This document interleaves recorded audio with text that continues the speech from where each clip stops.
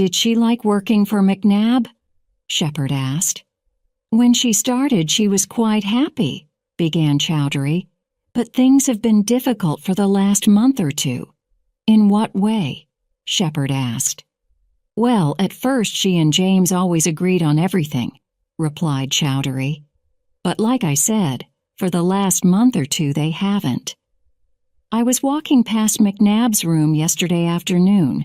We're all on the second floor, and I could hear her in there. They were shouting at each other. What about?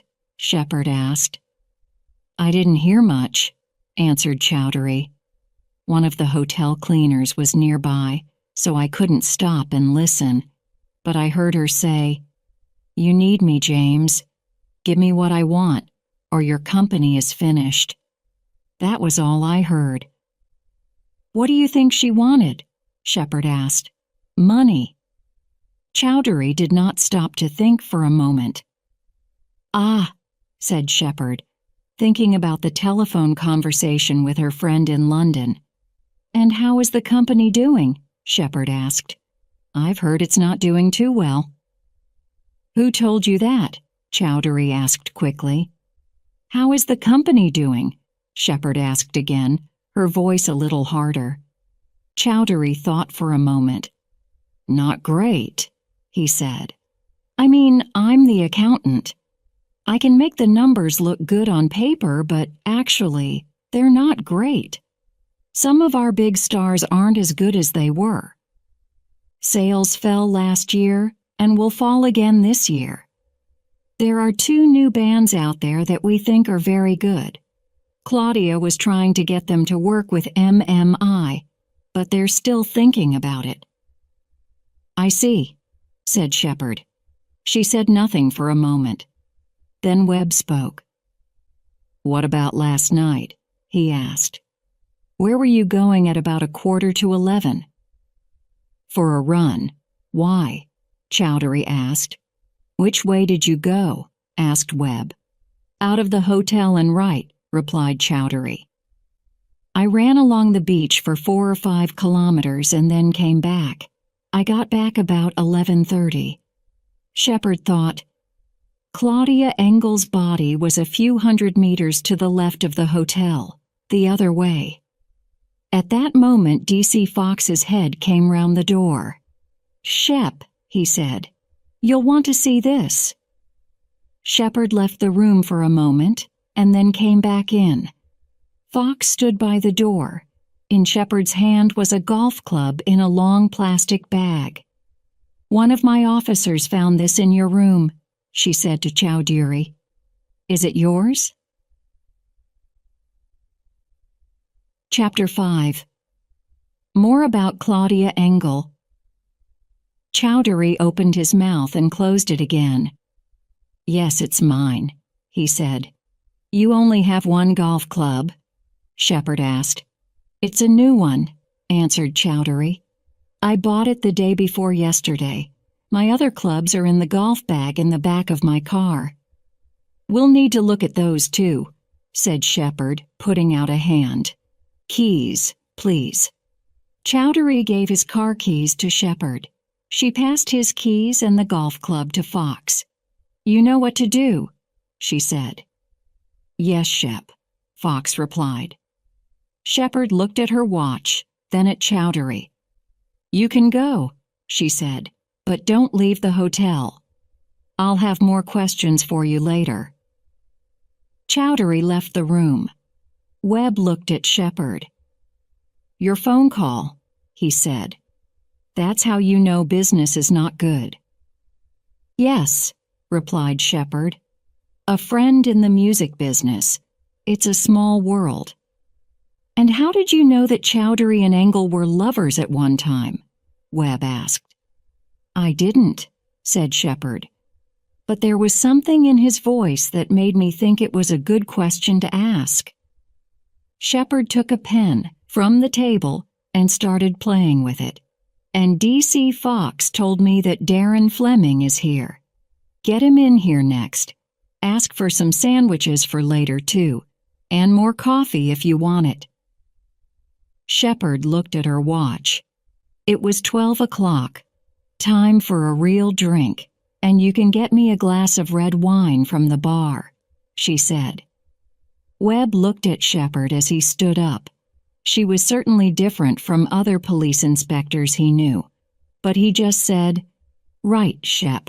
And this time you ask the questions," said Shepard. Webb smiled. "Thanks." "Don't thank me yet," replied Shepard, not smiling back. "I'll be in here with you." A few minutes later, they were back in the Wells room. Shepard and Webb were in their usual seats. Darren Fleming was opposite them. Fleming was in his late 20s, wearing jeans and a brown shirt. "Why am I here?" he asked Shepard. "You were in the hotel last night," said Webb. "Yes, but only for a short time," answered Fleming. "Why was that?" asked Webb. "Because I saw someone," began Fleming. He stopped. He looked at Shepard, then back at Webb. "What's all this about?" he asked. "We found a body on the beach early this morning," said Webb. "Claudia Engel's body. She was dead." "Murdered?" asked Fleming. "Yes," said Webb. "Poor Claudia," said Fleming. "Poor Claudia." "You knew her?" asked Webb. "Yes, we were students together in London," said Fleming. "We lived in the same house. For a year. Not happy times." "Why not?" asked Webb. "It was an unhappy house, mainly because of Claudia," said Fleming. He was quiet for a moment, remembering.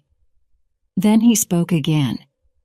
"We were studying the same thing, business, so I saw a lot of her. She wasn't a nice person. When she said something, you never knew if it was true. She sometimes told stories about people, other students, and I knew the stories were untrue. She could be really nice if she wanted something, help with her studies, someone to cook her a meal, but you had to do what she wanted. If you didn't, she told everyone else how terrible you were. By the end of the year, I just wanted to get out of that house. There were 5 of us living there, and everyone felt the same way." "Did she know how you felt?" asked Webb. "Oh, yes," said Fleming. "She certainly knew how I felt. One time she wanted to borrow a piece of my work. She wanted to use it in something she was doing. I wasn't having any of it. I told her no. She could do her own work. She said some bad things about me to other people, and I found out." "And?" asked Webb. "I told her what I thought of her, in front of most of the students from one of our classes. I was so angry." Then Fleming smiled. "But that was 10 years ago," he said. "And are you still angry?" asked Webb. "Because you just turned round and walked out of the hotel last night." Fleming sat up in his chair and looked at Webb. "No," he said. "I'm not angry now. If anything, I feel sorry for her. She had no real friends. But yes, I walked out last night. The past is sometimes a dangerous place. I didn't want to go there. I went back home. I was unlucky enough to see Claudia Engel for about 5 seconds yesterday evening. That's all. I didn't see her again. Now can I go?" "You didn't meet her later that evening?" asked Webb. "Certainly not," replied Fleming. "Was anyone with you when you were at home?" asked Webb. "No," replied Fleming. "Did you call anyone? Email anyone?" asked Webb. "No," replied Fleming. Webb looked at Shepard. "Put all this in writing for one of my officers," Shepard told Fleming. "Then you can go, but don't leave Hythe." 10 minutes later, Shepard and Webb were standing outside the front doors of the hotel. Webb had a sandwich, Shepard her glass of wine. "What a nice young woman Claudia Engel was," said Shepard. Webb smiled. Shepard drank some wine. "Good questioning there," she said. "Thank you," said Webb. "Don't get too pleased with yourself," said Shepard. "We've still got a long way to go." Webb smiled to himself. "By the way, Shep," he began, "there's a door at the back of the hotel where you could go out without anyone seeing you." "Right," said Shepard. "That's good to know." Shepard thought for a moment. "Let's go and have a look around Engel's room," she said. "I know DC Fox has been there already, but I want to see it for myself. Fox is a good officer, but sometimes he is too careful. He doesn't let his brain run free. Get the key from reception and meet me on the second floor." A few minutes later, Webb met Shepard outside Claudia Engel's room. "Reception gave me a key, but it isn't Engel's," said Webb as he opened the door. "No one can find her key and it wasn't on the body." "Oh," said Shepard. "That's interesting." Claudia Engel had a large double room looking over the sea. "I'll start in the bathroom," said Shepard. "You look around here." "What are we looking for?" asked Webb. "We'll know it when we see it," answered Shepard. Shepard took a quick look around the bathroom. There wasn't much to see. Engel was only staying 2 or 3 nights. Shepard saw nothing unusual. She went back into the bedroom. Webb was looking through Engel's clothes. "Anything?" Shepard asked. "No, Shep," answered Webb. Shepard looked around the room. There was a book, a clock, and a music magazine on the table next to the bed. Some keys on the table, too. House and car, Shepard thought. A raincoat behind the door. Nothing in the pockets. She looked around the room again. Something was wrong. She didn't know what. She could feel her morning headache coming back, just when she didn't need it. Just then she heard Webb's phone. He answered it. Shepard looked out of the window at the sea, not listening to Webb's conversation, but thinking about the room. What was wrong with it? And where was Engel's key? She heard Webb finish his conversation. Shepard looked at Webb. "Well?" she asked. "Nothing important," replied Webb. Shepard looked around the room a third time. "You know," I said, "we'll know it when we see it," she began. "Yes," said Webb questioningly. "Well, we'll also know it if we don't see it," said Shepard. "What do you mean?" asked Webb. Then he smiled. "Oh, I see. So what have we not found, other than the key? The thing that business people all around the world carry with them at all times," said Shepard. "A laptop computer," replied Webb. "Let's start again," said Shepard. 5 minutes later, they were finished. There wasn't a laptop in the room, not in the cupboard, not under the bed, not in the bed, nowhere. "We need to find it," said Shepard. "First, find out if she had one here. I can't believe she didn't, and find out what sort it was. Then put all our officers on it. Look all around the hotel. Have another look in the rooms of those other 3 jokers, McNabb, Johnson, and Chowdhury. Send someone round to Fleming's house, and get as many people as you can to go along the beach again." "Right, Shep," said Webb. "After that, you'll find me in the bar," said Shepard. Chapter 6. Unanswered Questions. At 2 o'clock, Webb found Shepard sitting at the bar, talking to the bartender. She looked around as Webb came in. The barman moved away. "Engel had a laptop," said Webb, sitting next to her. "We know what sort it is. I've got all our officers looking for it." Good, said Shepherd. Now there are a number of things I want to know. For a start, what's on Engel's laptop? Second, why did Engel think that MMI needed her so much? Remember what Chowdhury heard her say. Give me what I want, or your company is finished. What could she do to bring an end to the company? Next, what's Harriet Johnson not telling us? She was very uncomfortable about some of our questions. And last, why do McNabb and Johnson say that the business is doing well when Chowdhury says it isn't? And my friend in the music business knows it isn't. Shepherd waved at the barman. I'll have a glass of red wine, please, she said. Webb gave Shepherd a funny look. Shepherd saw it. When you've done this job as long as I have, Sergeant, she said, you'll find you need a glass of red wine now and then. While you're working? Asked Webb.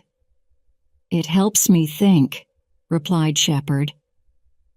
A gray-haired man came into the room and stood at the far end of the bar. He put his keys on top of the bar and waited for the barman to come over. D.C. Fox came to the door and waved. See what he wants, said Shepherd, and stayed sitting. Webb left the room to talk to Fox. Shepherd sat and thought. She looked at the gray-haired man, now sitting at the other end of the bar. Then she looked at his keys. There were 4 or 5. And something else. What was it? Oh, yes, a memory stick for a computer. Webb came back. They found Engel's room key and her laptop, he told Shepherd. They were hidden in an old garage at the back of the hotel, but I don't think we're going to get anything from the laptop. Someone broke it up. It was in pieces, and I'm not sure we've got all the bits. Shepherd put her head in her hands for a moment. Then she looked up and saw the memory stick on the bar again. It gave her an idea. Wait a minute, she said. She looked out of the window and thought for a minute. Then she looked at Webb. I've had an idea. She thought for a few moments more, a finger to her mouth, her eyes half closed. Okay, let's do it, said Shepherd. I want to see McNabb, Johnson, and Chowdhury in the Wells room. Fleming, too. Send a car for him. Let's say we'll meet in 45 minutes. I've got a few things to do first. Right, Shep, said Webb, and left the room, asking himself what her idea could be. Shepherd sat for a few minutes, thinking through her idea. Then she left too, taking her wine with her. It was 4:30 by the time Webb got everyone together in the Wells room.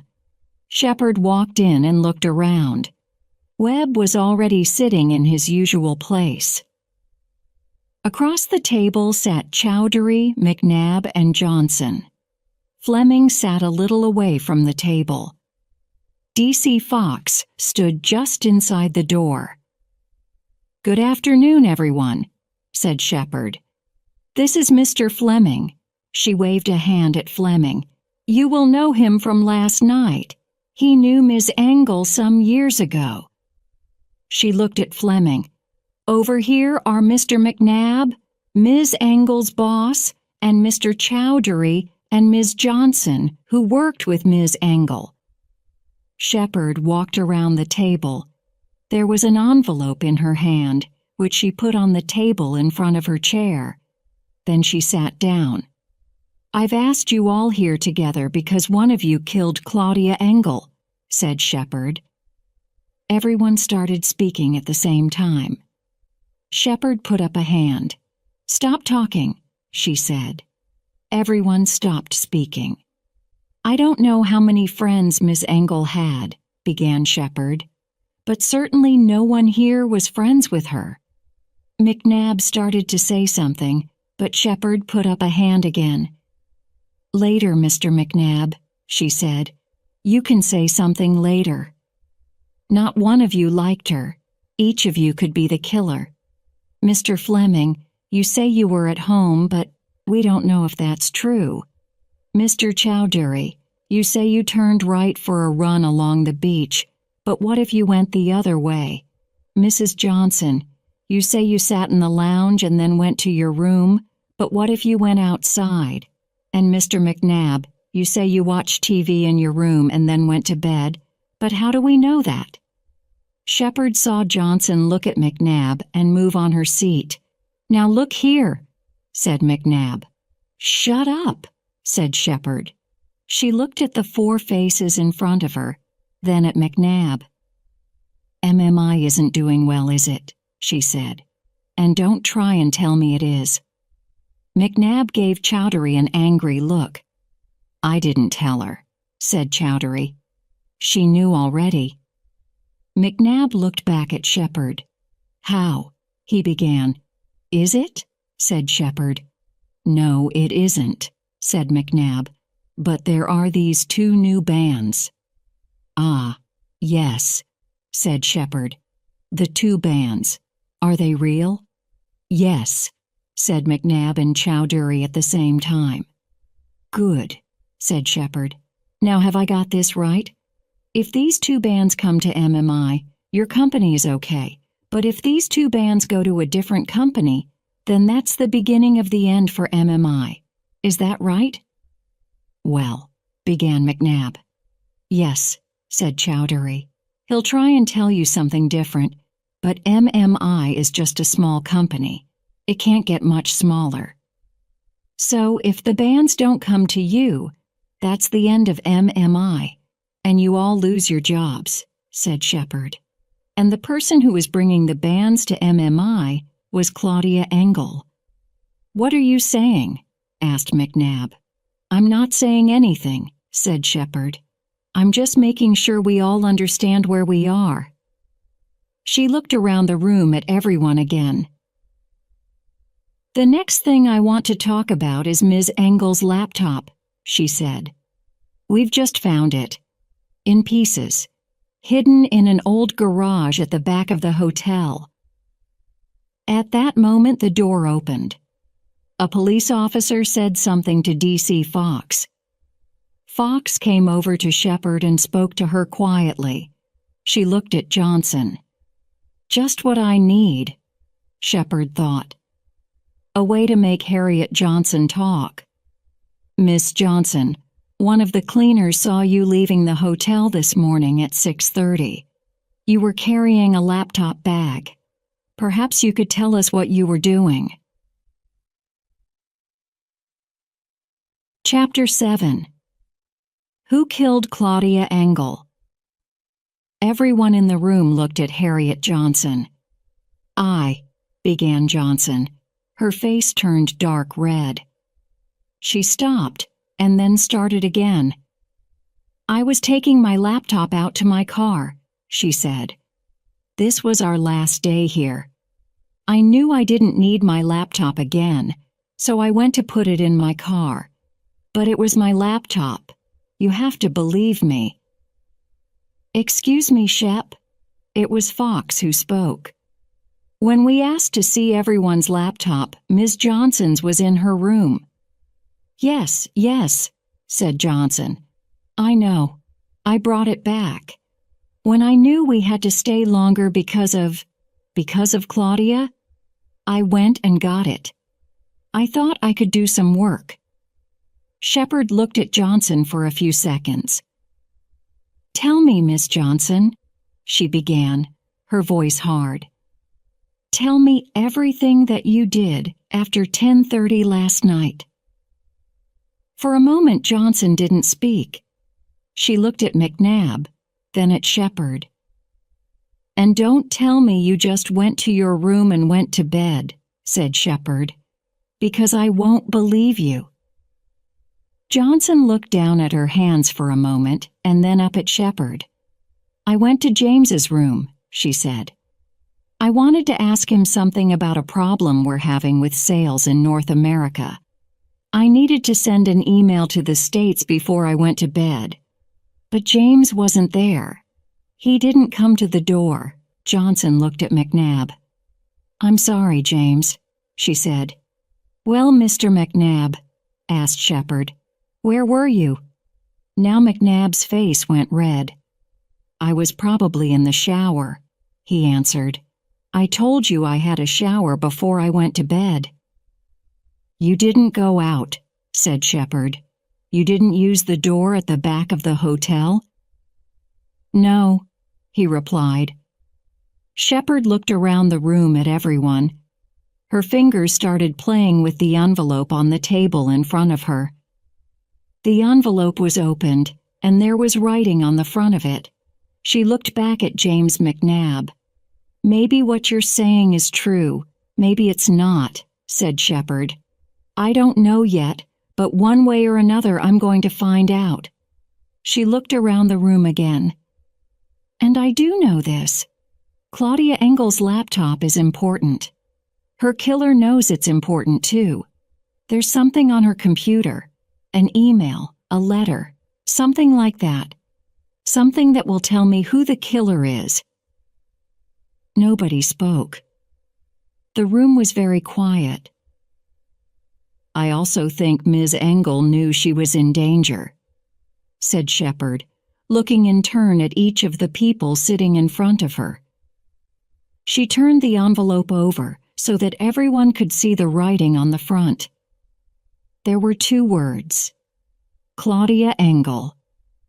"She left this at the hotel reception yesterday afternoon," said Shepard, opening the envelope and turning it over.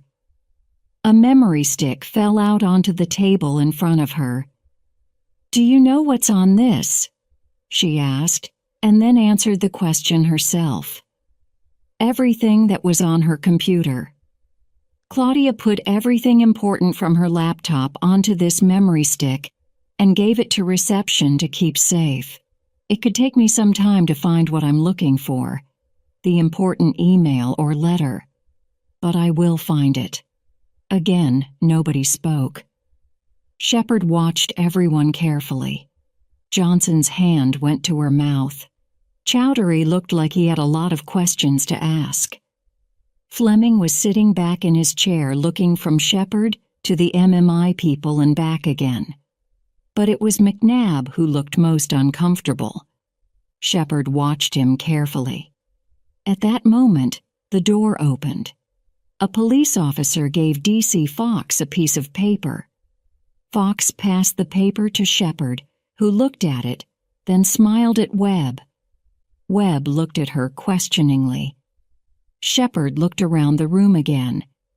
"You'll be interested to know that one of my officers has had a look at the door at the back of the hotel," she said. "He found quite a few fingerprints on it from a number of different hands. We've also found the piece of wood used to hit Ms. Engel, and we're looking for fingerprints on that. But then, of course, I'm sure the murderer wore gloves." She stopped speaking for a moment and watched McNabb. All the color left his face. "Or maybe not," finished Shepard. McNabb's mouth opened and closed. He started to speak, then stopped, then started again. "Yes, Mr. McNabb," said Shepard quietly. "I had to," he said. "I just had to. She wanted too much. She always wanted too much. She earned good money, but she wanted double. And you didn't want to pay that," said Shepard. "I couldn't," said McNabb. "I couldn't, but she didn't believe me." "Double or else," she said. "Or else what?" Shepard asked. She said, "I'll start a new company. The 2 new bands will come to me. In time, most of your old bands will come to me too. You're done, James." That's what she said. McNabb's voice became stronger. "I started 2011 15 years ago. I built the company. I couldn't let her end it all, not someone like her." "So you invited her for a walk on the beach," said Shepard. "Yes," said McNabb. "I told her I was sure we could agree on something. I went out through the back door so no one saw us together. Then I met her outside the front of the hotel. He pushed his fingers through his hair and spoke again. I told her I wanted to talk about it. I tried one last time. I said I'd give her 50% more money. Double or nothing, she said. She laughed at me. That made me so angry. She turned her back on me to look out to sea. There was a piece of wood on the beach. I hit her with it. Just once. She fell. It was all over. Then you took her room key, went to her room and took the laptop, said Shepard. Yes, said McNabb. I went in and out through the back door again. I took the laptop out to that old garage behind the hotel. I broke it up into pieces with a large stone and hit it. His head went down. Fox, said Shepard, get another officer and take Mr. McNabb to the police station. She looked at the other people in the room. Okay, you all need to put in writing what you've done over the last 24 hours. Then you're free to go. 15 minutes later, Shepard and Webb were sitting in the bar. There was a half-empty glass of red wine in front of Shepard and an orange juice in front of Webb. Shepard's fingers were playing with the memory stick. When did I say I wanted someone to look at the back door? She asked. You didn't, replied Webb. Good for you, said Shepard. I like having a sergeant who uses his brain. Well, I knew the killer didn't have much time to decide how to kill Engel, said Webb. I just thought it would be a good idea to look for fingerprints on the back door. I mean, nobody has gloves with them in September anyway. Shepard smiled. It's lucky for us, too, that Claudia Engel put everything on the memory stick and left it at the reception, said Webb, and that you thought to ask them about it. It's not lucky at all, said Shepard. What do you mean? Asked Webb. It's not her memory stick, said Shepard. I borrowed it from reception just before I talked to that lot. But the writing on the envelope, said Webb. Engel wrote her name at the reception when she arrived 2 days ago. I thought I did quite a good job of making it look the same. But, began Webb. You mean? That's right, she said. McNabb believed we knew everything, but actually we didn't. Shepard took a drink of her wine. So what was on her computer? Asked Webb. What was so important? I have no idea, said Shepard and laughed. If we're lucky, McNabb will tell us. But if he doesn't, that's okay too. He told us that he killed Engel. That's the important thing. And from the look on his face, he didn't bring any gloves with him. So we'll probably have his fingerprints too. Webb drank some of his orange juice and looked at Shepard. She really wasn't the usual kind of police inspector. We found the murderer. Shepard looked at her watch. In under 12 hours. I call that a good day's work. Well done us. Webb smiled. Right, said Shepard, standing up and finishing her drink. I'm going to give this memory stick back to reception. Mine's another glass of red wine.